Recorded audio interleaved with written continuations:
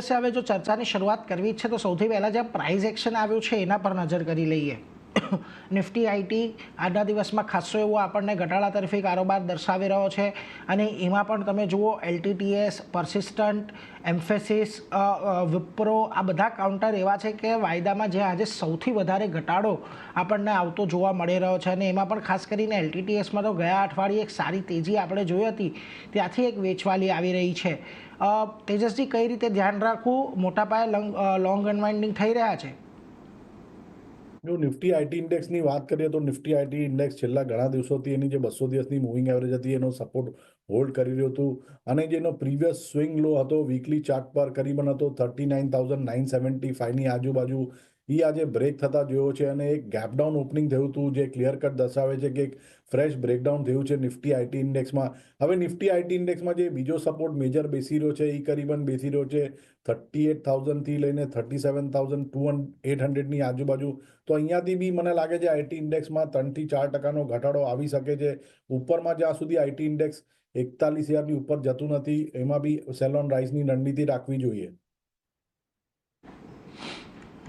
Cell on રાઇઝની જ રણનીતિ રાખો. અહીંયા ખાસ કરીને એલટીટીએસની અંદર એ જ સલાહ અત્યારે બનતી દેખાઈ રહી છે એટલે એના પર એક ફોકસ તમારે ખાસ કરીને રાખવાનો છે.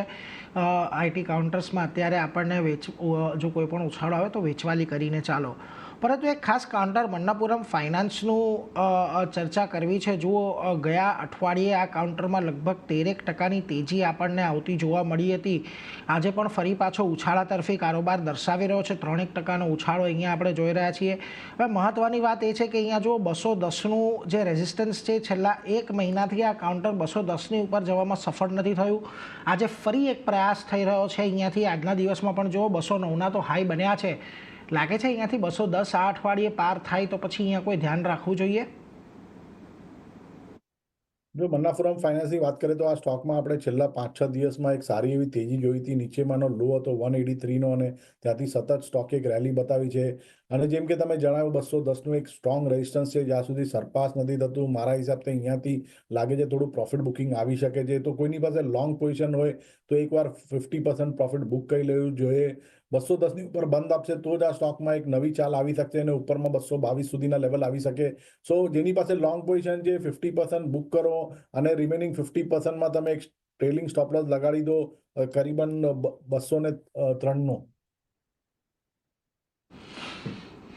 એટલે જો તમારી નીચેના લેવલની ખરીદી છે તો અત્યારે થોડો ઘણો પ્રોફિટ બુક કરી લેવો જોઈએ અને જે બાકીનું હોલ્ડિંગ રાખો છો એમાં 203નો એક સ્ટોપ લોસ લગાવો.